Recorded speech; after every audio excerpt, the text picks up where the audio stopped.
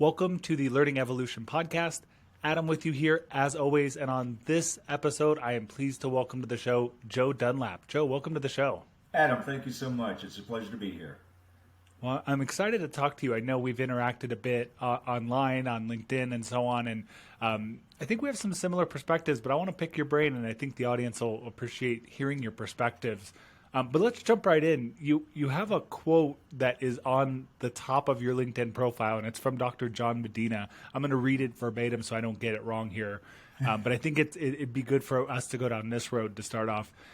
If you wanted to create a learning environment that was directly opposed to what the brain was good at doing, you would probably design something like a classroom.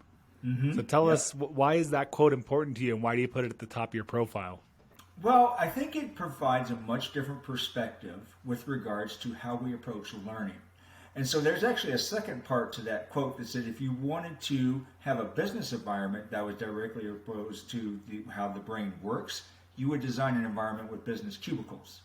So when you think about that quote in its entirety, we in the learning business do a whole lot of classroom stuff, especially when we talk about organizational learning.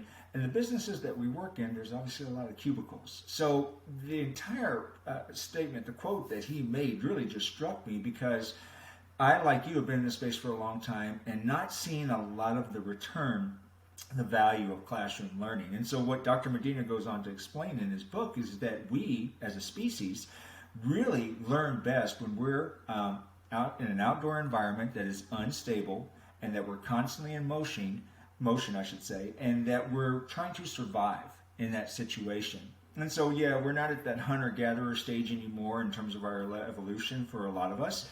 But in some ways, we are trying to survive because, again, we're trying to make our way in the world, within the business and things like that. So to his point, we haven't evolved that much from our early beginnings, and so our brain is really still in that mindset of being in constant motion, and that's how you're surviving, and that's how you're actually learning, is because you're in this environment where you're in constant motion and it's unstable, and you're having to solve problems at that moment.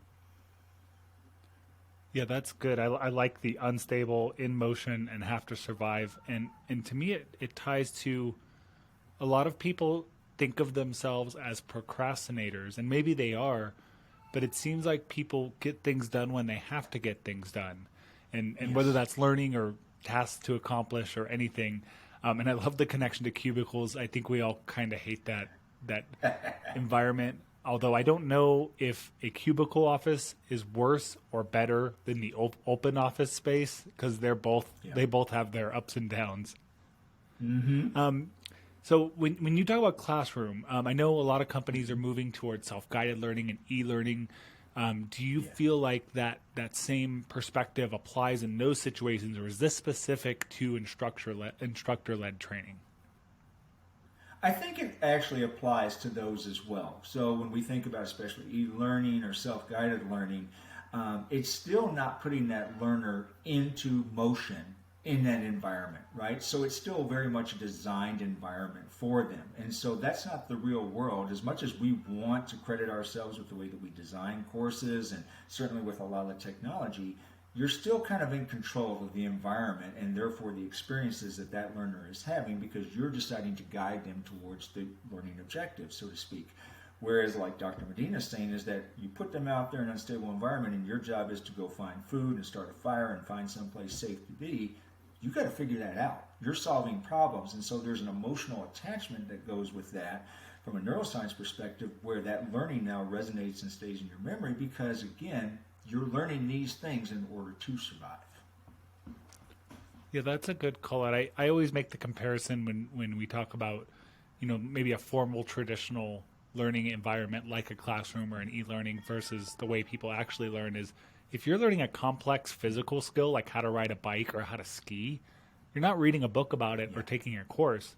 You're getting out there and you're getting hands-on application with the skill, and you're learning from both the successes of how it works, and you're also learning from the mistakes of when it doesn't work. Absolutely. So if not a classroom, and we'll say classroom is either instructor-led or self-guided, then what is the other way to learn? Well, I think it really depends on your environment, right? So there's a number of factors that get involved with that. But truly the best way in which we can then provide support to the learners is be within their workflow, right? So there's a number of studies out there. Jane Hart leads a yearly study, and there's other researchers as well. And generally, courses and or workshops are the least preferred method of learning by those who are surveyed. So these are the learners. These are our employees and workers. So we channel a whole lot of energy and cost and things like that into these particular, the workshop, the event, or the course in of itself that is not generally preferred. And it's very hard to measure in terms of, did you actually improve performance around that? You know, there's a correlation maybe, but you really can't. It's really hard to kind of make that alignment between what it is you did in that course or that workshop to how that actually improved performance. So it's one of those things that there's a methodology in Lean Startup, which is called desirability, feasibility, and viability. And our job as learning designers for performance improvement should be finding where is that sweet spot for the group that I'm working with that falls in that middle of that viability, feasibility, and desirability.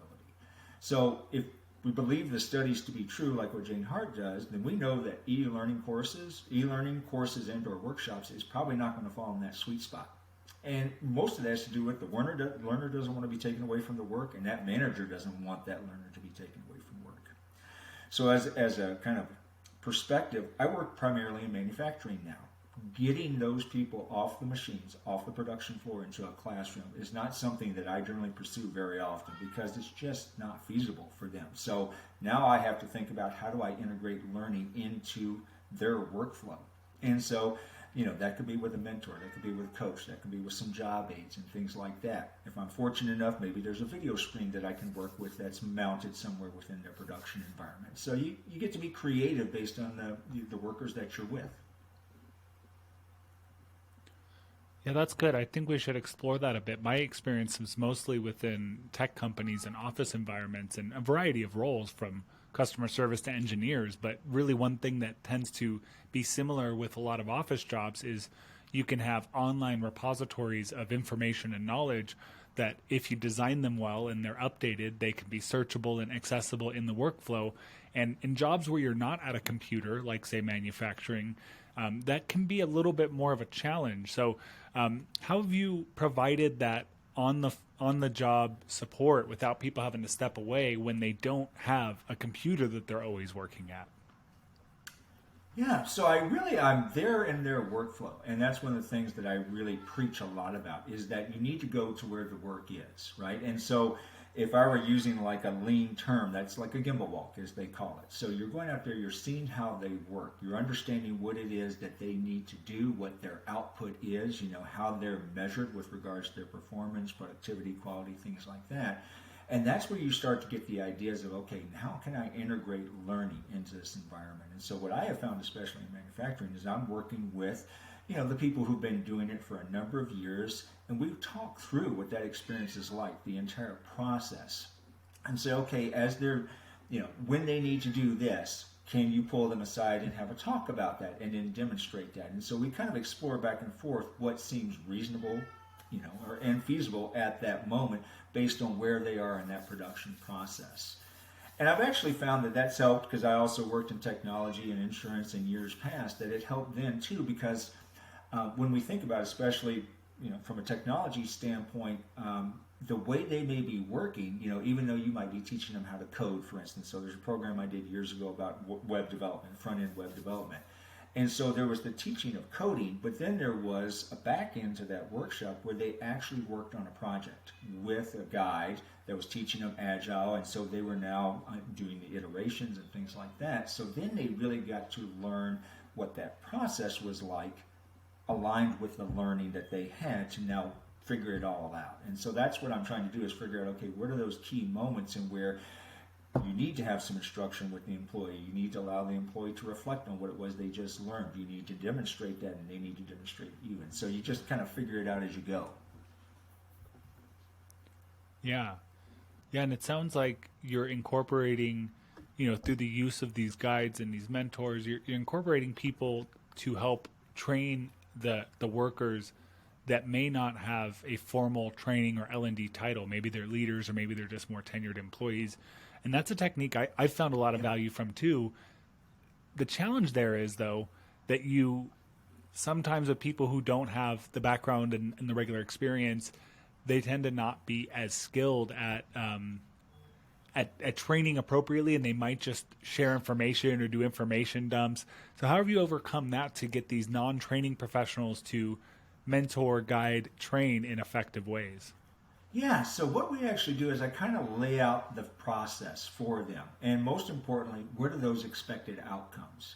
Because I certainly have gotten my fair share of operators who have pushed back and say, well, hey, I kind of do things my own way. I don't want to follow the script and things like that. And certainly I understand that. So what we try to focus in on is an agreement of what it is that person needs to learn and what does that look like in terms of their actual performance. So I kind of draw this analogy in that regards is I don't necessarily care how you score the touchdown, just that you score the touchdown. That's the objective here. So as long as what you're doing is taking them to actually performing what it is that we want and we have the outcome that we want, then I'm okay with that.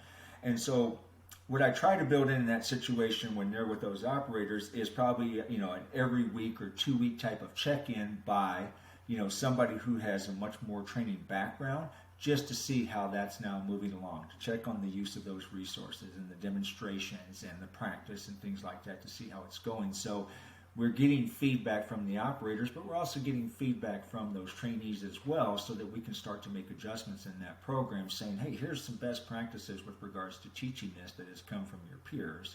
So hopefully at some point, those who might push back a little bit because they have their own way start to see the value of some of these best practices and things like that from their peers and start to incorporate that into their training. That's great. I love the football analogy, and I love what it represents, right? It doesn't matter how you get it done, just achieve the result we want. Sometimes Exactly. in a lot of businesses, people are a little too worried about compliance and doing things in a very specific way. And if that's required for whatever reason, that's fine. But Yes. a lot of times it might be required because it's the thing that the corporation might require rather than actually needing to be done in a very specific way. Right. I also look at there's been a ton of changes and just over time in general, but really I think these last 2.5 years since the pandemic and really more people working virtually, probably not as much in the manufacturing space, but just workplaces have changed. Technology is moving, and it seems as if, obviously this depends on what you do for a living, but you don't necessarily have to have as much base knowledge today, and definitely not as much as you did decades ago, because technology can help assist that. So what are you seeing in the companies that you've worked with and the work that you've done developing people where maybe that base level of knowledge isn't as needed because we can also leverage technology and information at our fingertips? Yeah, so a lot of what I see, especially when I think about in manufacturing and in some cases hospitality, which was sort of my previous work when I was doing consulting, is a lot of embedded learning. So I'll give you a great example. I was working for a pizza company not too long ago. And part of that process now, one of their biggest headaches was, of course, you have turnover all the time. And so they're constantly in this training a new employee mode. And so what we actually utilized was there was a proprietary operating system that they were using. And we integrated some of the best practices with regards to how to make a particular pizza, right? So order comes up on the screen. That individual who's making the pizza sees the order come up on the screen. And normally they had to commit to memory the ingredients and the measures and things like that that actually went into making that pizza. Or there might have been something on a wall with regards to, if you're making this pizza, it's a half a cup of this and a cup of that and something like that. What we did is we utilized the system that was in place and incorporated a video. So when that order came up, underneath that order was, here are your measurements. And then underneath that was a video, here's how we make this, right? So there's 3 different monitors on that make line, as we call that as an example. So they see how they're supposed to start the pizza. We're rolling out the dough, we're putting on the sauce. They move to the next line, and they're seeing the ingredients they got to put on and in what order, whatever else, and they're following that. And then they basically put in the oven. But part of that process now is that video is timed to what would be average time that we want to make that pizza in, right, to get that out the door. So that's one of the quality measures involved with that too. So you as that learner and certainly that manager or assistant manager who's watching that process flow out knows if that person is on average time, ahead or behind average time as well. So you get that immediate feedback with regards to, did you make that pizza well? But more importantly, did you make that pizza in the time that we wanted it done as well? Yeah, I love that. I worked in a pizza restaurant many years ago. I was in college, so it was about 20 years ago. And I remember we had the giant book in the back that was the training manual, not necessarily the training manual, but the reference for everything. And Yes. nobody would ever look at it because it was in the back of the store.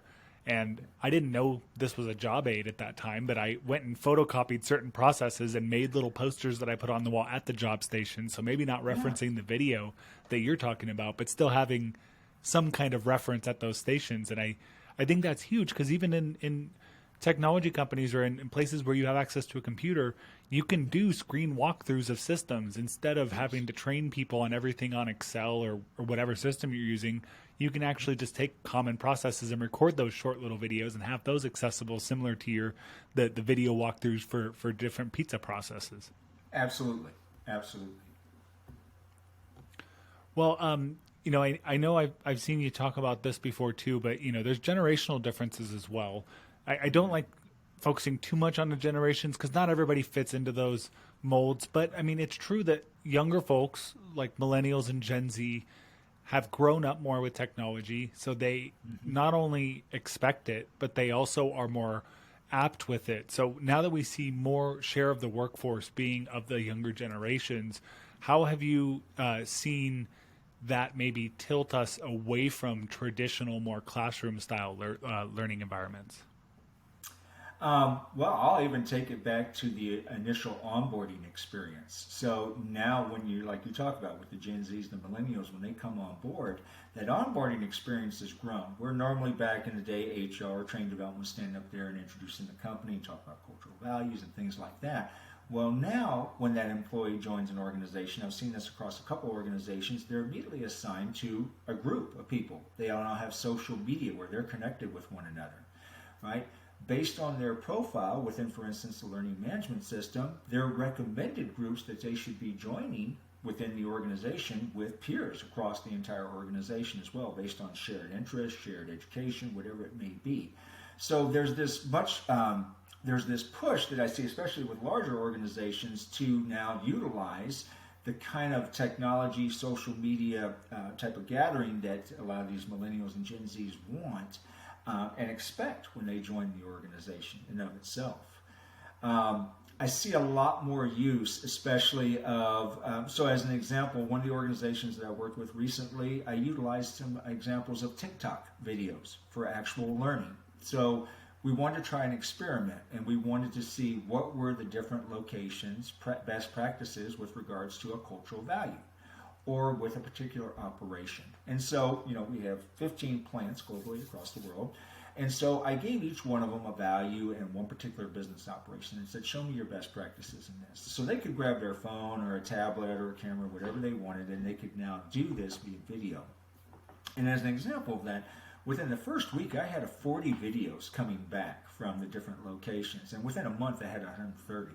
So you have these people who want to share their knowledge, want to share their best practice, and they just want to be asked. And once you ask them, you open up the floodgates to a lot of curated learning that you can now turn around with a little content management skill and then give back to everybody saying, hey, here's the best practices at these plants who are the highest performers in this particular operation or whatever it may be. And this may be of value to you. But what's more poignant to at least the employees is now they're seeing their peers at different plants. They may even see peers that they're used to working with at their plant who are doing these. And so you get a lot more buy-in because it's their people talking to them instead of me standing up there trying to instruct them, for example. Yeah, there's a lot of good stuff to unpack in what you just said there. I know you were talking more about the technology side of it, whether it be the social media platforms or whatnot. But there's also the community aspect to it. And I think that's important for everybody, not just younger folks, but having that community there to learn from. And like you said, people tend to trust people who are similar to them more than they trust like more people who are more senior to them. So, I think there's some really great learnings to be had there. Now, the one thing that I've heard from some companies, especially larger corporations, is they may not, first of all, they may not have faith in this kind of new way to do things, but also they may be a little scared to allow people access to social media sites because of either proprietary information or maybe acting in non-work appropriate ways. Have you ran into that? And if so, how have you encountered, or how have you kind of roped that in, so to speak? Yeah, well, I was lucky, and the organizations that we rolled this out with, they had the internal technology to be able to do that. So environments like Slack, Yammer, as an example, and things like that. So we could actually set up sort of a mock-up or similarity to the type of social media they might use outside of the workplace. So yeah, you're absolutely right. They don't want them on Facebook or Twitter or things like that. So we tried to now mock that up internally the best we could. And sometimes it was a little rough on the version, but people really adapted to it because they knew what we were trying to get to within the confines of the corporate walls. To your point, because we don't want the secret sauce revealed, so let's keep it all in-house. Yeah, I think Slack's great. And there's other, teams and so on that can work similarly. But Slack specifically, I think some of the organization of the channels and some of the plugins you can get involved can really create some of that community.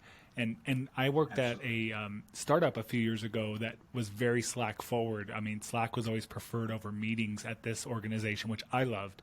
But it was a great learning tool. It was a great way to, you could do short video walkthroughs and send those via Slack. You can have support channels via Slack. You can have cohort groups like what you mentioned with those new hires at that company.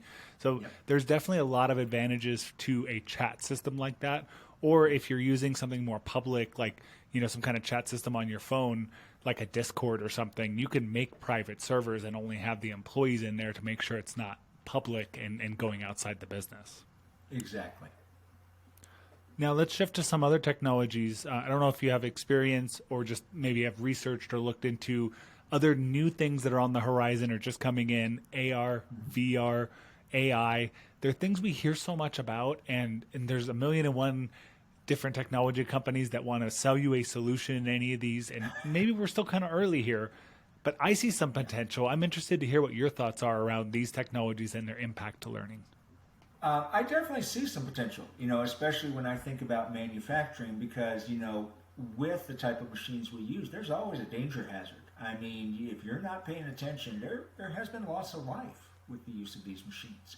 So if you can utilize, an augmented reality or virtual reality to get them more comfortable with the operation of the machine and the different pinch points and emergency buttons and levers and things like that, all the better that way when they are actually standing in front of that machine, that resonates enough with them of what they actually experienced in a safe virtual or augmented environment. So I think there's a great deal of potential.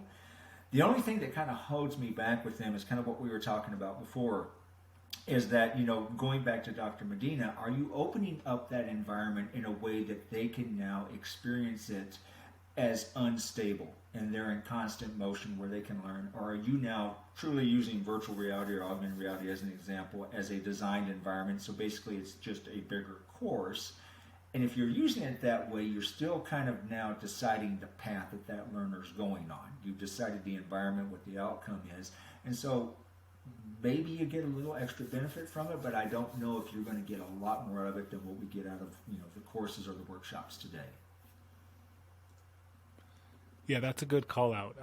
Making it realistic and resemble the real world, I think, is a must. That's why I sometimes kind of sour on the metaverse, because it just feels like this very fake thing, at least the version of it that exists today. But if that VR can be realistic, I know you and I both know Linda Reynolds, and she trains pilots, and pilot simulations have been a thing for years. So I think there are certain times where a simulated environment, as long as it represents the real world, can certainly be a good way to practice something that could have potential downsides if you practice it and got something wrong in the real world. Yep, absolutely. I have two daughters who are both in healthcare, one in nursing and one a physician assistant, and they do a lot with AR and VR. And again, because you have that patient's life in your hands, and they have said it's helped immensely to, for lack of a better word, kind of get rid of their nerves, because they've had so much practice in that virtual reality world and a simulated world, even with simulated dummies, that by the time they're actually working with an actual patient, a lot of that's gone away.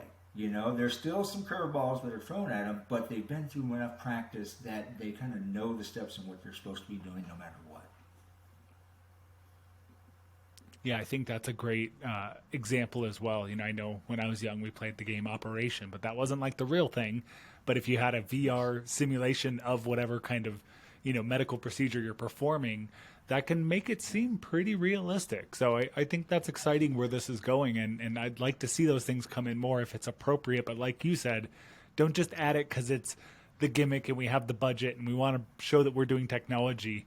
Because that's certainly not going to get people excited about new technology if we're just forcing it in. Yes. So we've talked about a lot of things that differ from traditional training. I mean, we even started off saying you shouldn't train your people, shouldn't be doing classroom stuff unless it's necessary. And we talked about technology and performance support. What I hear from a lot of people who work for companies, or maybe they're individual, they own their own business and they're consulting with companies, is that a lot of business leaders are still asking for the old ways. They're asking for e-learning courses. They're asking for classroom instructor-led trainings or virtual instructor-led trainings. What do you recommend that people do to influence those business leaders to take more futuristic, forward-thinking approaches that focus on performance support and impact over just training deliverables? Sure. So I'll start off with an analogy that I've been given for the last 7 years, and it has worked for me. So I'm originally from Texas, but met my wife, followed her back to Wisconsin, and ironically, in both states, football is very important to a lot of the population here. So I kind of drew on that, that commonality of football to come up with this analogy. And so when I get that request or that leader who says, yeah, I need a course, I ask them a basic question: do you want to win the game or do you want to win the Super Bowl? And that usually causes a pause for that individual because, well, wait a minute, I want to win the Super Bowl. Okay, well, if you want to win the Super Bowl, that course is not going to do it for you because that course is the equivalent of preseason. And if that's all you're going to do, you're not going to get there. What you want is that for every week, it's a new game, it's a new team, new environment, whatever it may be. You want the team that's following your team, that's supporting your team, that's making the adjustments necessary to continue to help you improve performance and win the next game. And you can see that start to resonate with them, right? Because now they're like, well, yeah, that's what's happening. Because, every week something, a different curveball is being thrown at you. You don't know what you're going to be dealing with. Again, that unstable environment. So, yeah, I want somebody who's there in our workflow, who's supporting us, that when we have a moment of need where we're not really sure what we got to do, they're there with an answer to produce something so that we can win the next game. And so what I try to, that opens up the door for me to start moving them to this idea of, a course may be where we start, and certainly that may be where we end as well, depends on, but let's really look at what we're trying to accomplish and see what might be the most desirable, feasible, and viable things for you to keep your team in the workflow while I provide them support, so therefore you don't miss a beat with regards to meeting your production quotas or your quality or whatever it may be. And then let's kind of work from there. And once they start to kind of hear this and it really starts to resonate with them, they see that I'm not trying to be a business partner to them. Is that I don't want to take your team off the floor or wherever they're working for a couple of hours to teach them a course. I'd rather come to them and understand that work environment, what your challenges are, what does that ecosystem look like, and let me build up the best support for you, because training may be only part of it. There may be some other stuff going on there that needs to be addressed to really get to the level that you want to be at. That's great. Some things I take away from what you said there. So first off, I think speaking to people in their terms with your football analogy is great. More people who do training and learning support, I think, need to improve their skills at influence and marketing and sales. And by that, I mean just being able to sell ideas and sell business leaders on solutions. So that's great that you have that skill set. And then also, I like that you say the course can be part of it. Sometimes I see L&D professionals that will say, no, this is not a training solution, we should do this. And nobody wants to hear no. Nobody wants to hear something else. So I like it's the yes and or yes but. Hey, we'll give you a course, but that's where we're going to start. We really want to focus on these performance outcomes that you're looking for. We want to actually solve the problem. We want to win the Super Bowl. We want to win the championship, not just this game. And so that's awesome. I think there's a lot of people that can learn from that.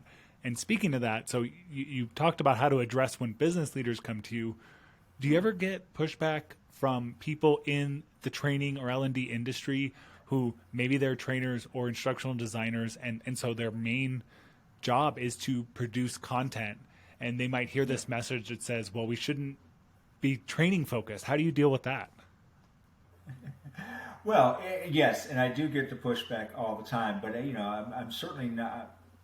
What I want to make sure is that people understand is, first of all, I'm guilty. I did all that stuff for the first half of my career. So when I talk about e-learning courses and workshops, yes, I did all those things, and then I just kind of had my aha moment and realized, okay, this wasn't it. This wasn't all that was working. But what I really try when I have those conversations with people, when I get that kind of pushback to some of these ideas, I ask them, what is your organization really expecting from you? Are they expecting a learning outcome or performance outcome? Because 98% of my experience or more has been not that requester who may come to me and say, I want training, I want learning. Really, it's not about the learning. It's that they need improved performance. Something is lacking. Or, for instance, we're now, building up their skills and their competencies for what needs to happen in the future. But again, it's still all about performance. And so I kind of push back on them and say, ask that leader, ask your organization, what is it you really want to happen with this? And more times than not, it's going to be a performance outcome. And that allows you to now move into, yes, there's some training pieces of this, there may be a course or something like that, but there's more that needs to probably be done, and I want to help you get to that point. That's great. An old quote. It sounds like you take a very... No, go ahead. Oh, go ahead. Oh, no, I'd like to hear what you have to say. There's an old quote that your boss doesn't pay you what you know for what you know. Your boss pays you for what you know and what you can do with that knowledge. So that in of itself is, again, a reiteration of that key point, is that it's great that they learn, it's great that you have knowledge, but that's not what your boss is paying you to do. Your boss needs to see performance.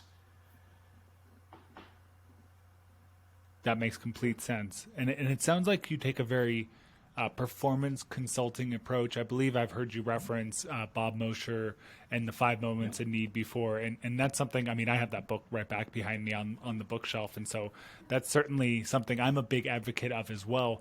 Besides that approach, who else do you think in the learning space is really preaching the right things and pushing the right things for the future?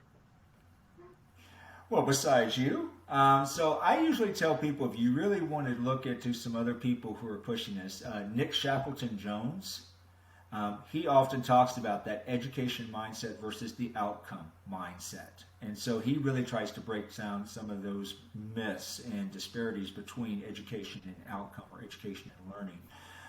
Also, Guy Wallace, I'm a big fan of his, Gary Weiss as well. So there's 3 or 4 people that I would recommend. Also a woman by the name of Heather McNown. And so she was one of the people that kind of got me started on this probably about 8 years ago. She kind of drew this image of education versus learning. And she's a well-known speaker and what have you. And she actually, her approach from a learning perspective is very different, because she comes from the School of Rhode Island, the School of Design at Rhode Island. And so much more creative mindset around this. But she says, when we think about education, it's a very linear path. I'm going from novice to expert.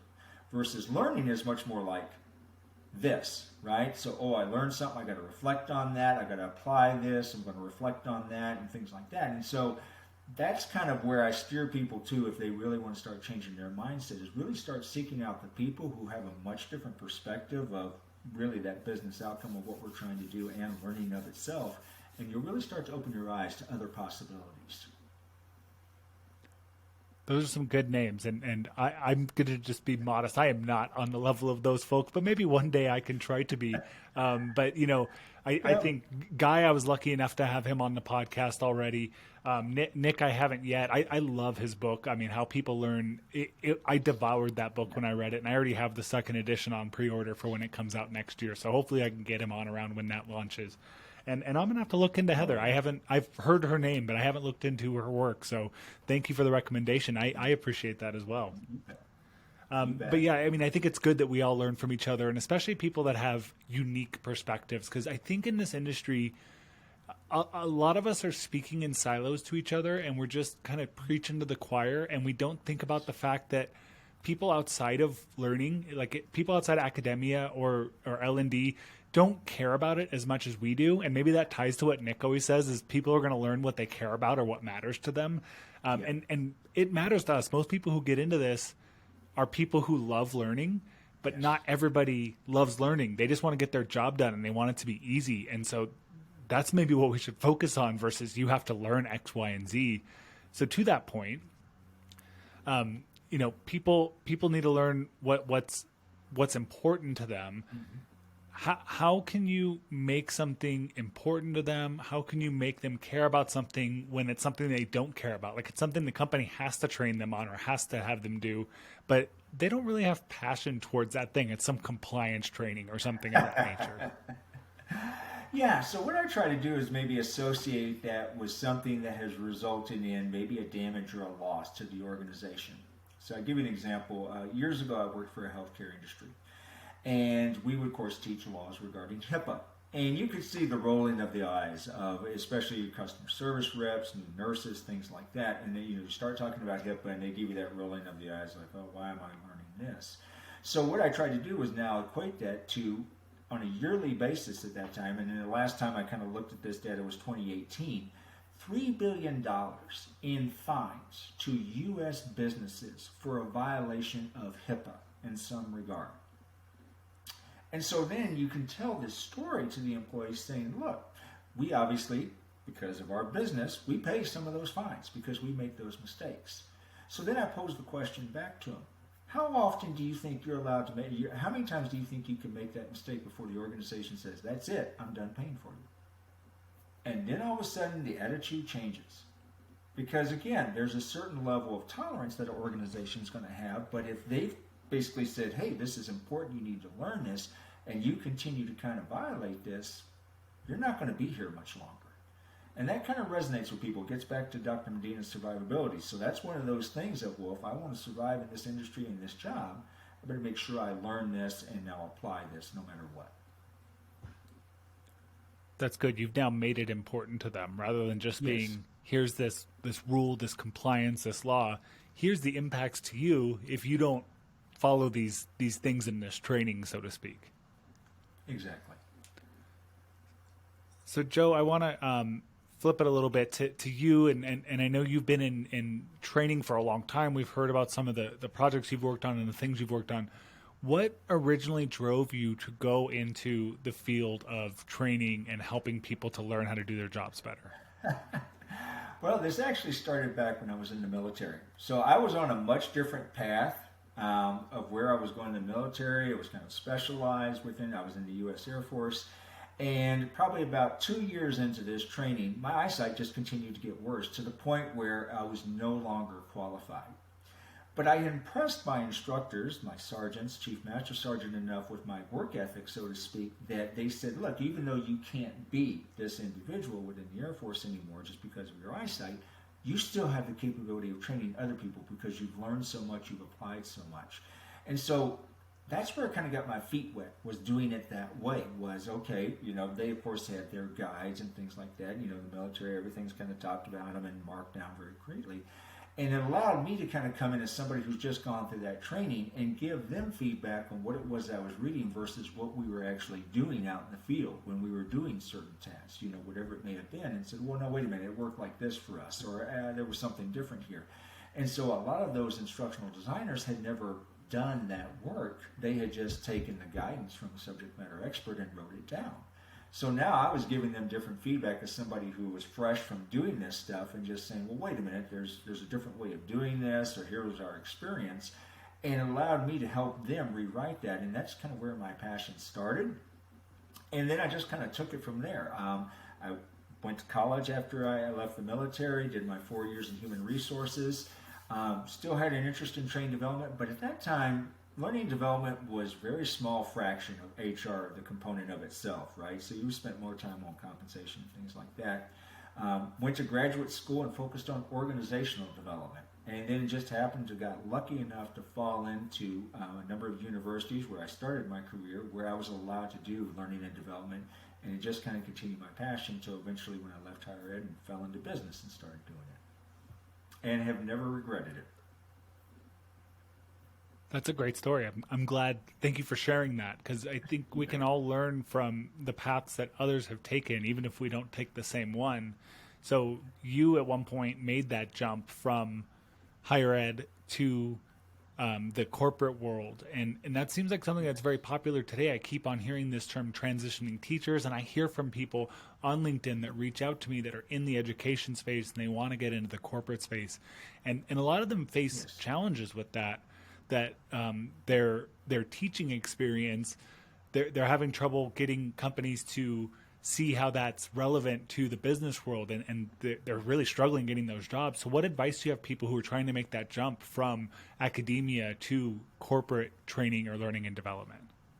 Yeah, so I've actually, I was very fortunate. I used to be on LinkedIn, and I forget what the terminology was, but for, basically I was counsel to a lot of people who were seeking advice to get into, a particular industry. So 3 people a week I might get recommendations from LinkedIn of people who wanted to now join the learning and development workforce. And a lot of them were former teachers or current teachers. And so one of the things that I tried to encourage them to do is to kind of change the mindset of, okay, you had outcomes, but they were learning outcomes with regards to test scores or essays or things like that you were doing in the environment.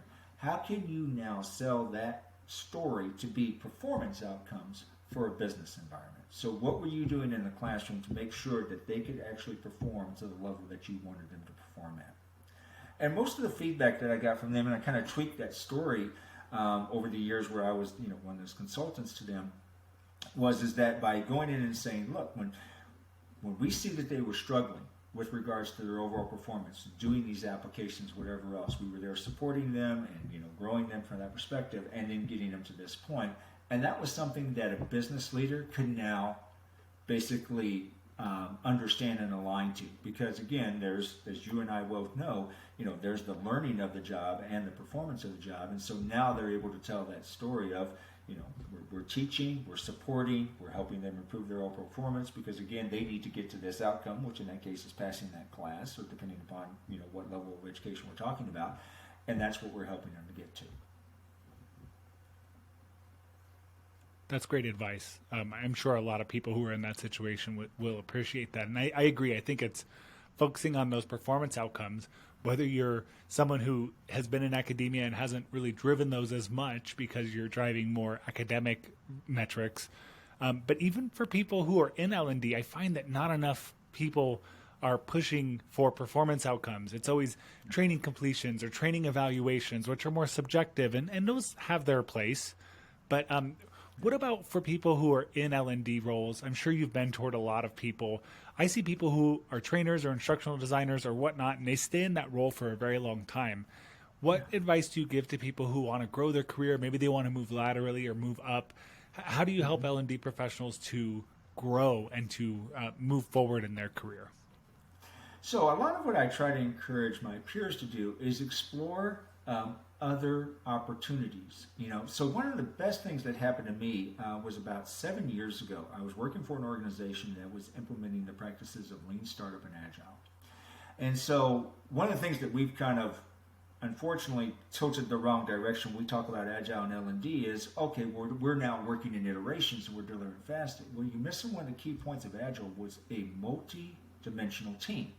And by that meaning, you have people who work in different facets of the organization. So as an example, when I had projects that were L&D, were L&D solution based, I might have somebody from communications, somebody from marketing, somebody from, all over the place, who were now basically approaching a learning solution from their practice. And so they might be delivering interactive job aids or a video or something to that effect. And so what I encourage my peers to do is explore the other businesses that are similar to ours, because in some ways, a lot of communications and marketing has a lot of overlap with what we do. And you could learn a lot of practices from them. Color scheming, design, messaging of how you want to now capture that learner's attention. And there's a lot of value from it. And as a funny aside here, from a manufacturing standpoint, I incorporate a lot of exercise science, because my operators are lifting and turning and doing things all day long, and so I have to build into their training stretches and how to lift, and we've always learned, right? Bend down, lift with your legs, whatever else. But you can't believe how many times you got to reinforce that, with people, and stretch during breaks and things like that I'm teaching them, so therefore they can stay more limber, mostly avoid injuries on the job as well. So explore the other sciences, because you'd be surprised what you learn that you could then turn around and apply. And That's one other great. thing, because certainly I learned this way. Oh, yeah. No, I'm sorry. And one other thing I can say that, and it's from my kids. Look what your kids are using. I wouldn't have known what TikTok was until my kids showed it to me. And I've now implemented TikTok for 3 different organizations around learning with very successful results. And I never would have done that had I not just been peering over their shoulder when they were showing me something one time and said, well, I could do something with that. So, sorry for interrupting. I mean, even more good stuff with that last. Oh, you're fine. I so much good there, and I think a couple of things I want to make sure that I touch on. I love that you talked about being comfortable with lateral moves. That's something that I found a ton of success in my career. In 15 years in L&D, I've worked for 3 companies. I've had 8 roles. A lot of those were lateral moves, and I've supported like 30 some odd lines of business because I was never afraid to like branch out, try something new. So I think that's great. I love your plug of agile. I'm a huge advocate of operating in a agile fashion, short sprints, deliver MVPs. Too often in L&D, I think people are too slow and they take too long to deliver that quote unquote perfect product that gets outdated very quickly because we didn't just get something out there and iterate. And then that last thing about trusting your kids. I've been pushing more people to looking on the internet and looking in social media and on YouTube, because there's so much you can learn just from free resources. I actually am helping a engineering group in the project I'm currently working right now, who's trying to learn a programming language. The company doesn't have any formal training on it, and I found some free like a 4-hour crash course on it on YouTube. So I gave that to them, and they've learned the basics of this programming language. They may not be experts yet, but they got up and running based on a free YouTube versus paying $600 for an official certification for that programming language. Right. Yes. So that's awesome. Joe, I think we have just a few more minutes left, so I want to ask a couple more questions. First off, you think about the future of learning, whether it be workplace learning, helping other people train and learn. What would be like the 1 or 2 things that you think are very important to be successful with this in the future?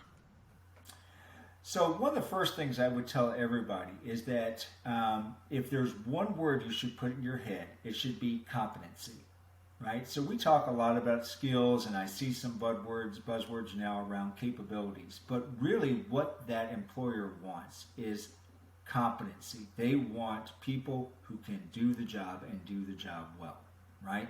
So, you could be a skilled soccer player, but you could be lousy in the game. You're not competent. You may have skills, but you may be capable of playing soccer, but you're not quite there. And so competency is one of those things I encourage everybody, because once you understand what that individual has to do and how they're being measured performance, you already know what the outcomes are. You have your measures in place. So building your learning solutions, your performance support solutions, is that much easier once you know what the end of that is supposed to look like in and of itself. Secondly, and I encourage everybody to this perspective, is understand your business, because most of the time, their requests, their needs, the solution is there. The measures are there. You just kind of got to dig a little bit, so don't immediately jump to that learning solution mindset. Jump to the performance solution mindset, because again, that's probably what they're asking for. And once you kind of wrap your brain around that, you open yourself up to all kinds of possibilities that go well beyond the idea of a course or a workshop or something like that. You explore a lot more opportunities that way. That's great. I think understanding your business also helps you to be influential with those leaders, in addition to knowing what solutions you should be providing. So that's great. Thank you for that. For anyone who wants to connect with you or find more from you, where can people find you? Oh, well, you can find me on LinkedIn, and I'm always happy to connect. I love connecting with people on LinkedIn.